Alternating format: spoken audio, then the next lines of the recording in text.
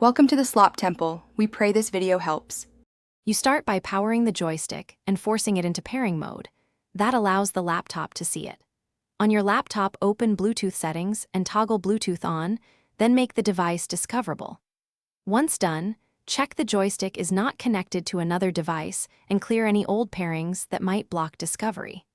Make sure drivers are available by briefly checking Device Manager or System Updates so pairing can proceed without driver conflicts. Now you scan for nearby Bluetooth devices and select the joystick from the list. This initiates the handshake.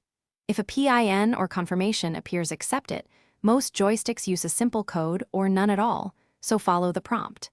After you accept, wait until the system reports the device as connected.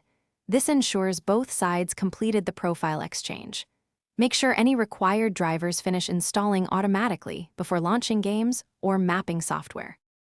Finish by testing the joystick in Windows game controllers or your mapping utility to confirm axes and buttons respond correctly. This reveals calibration needs.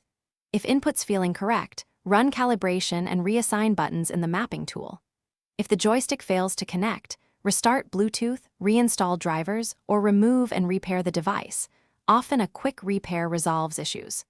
One key troubleshooting tip: if intermittent drops occur, check for 2.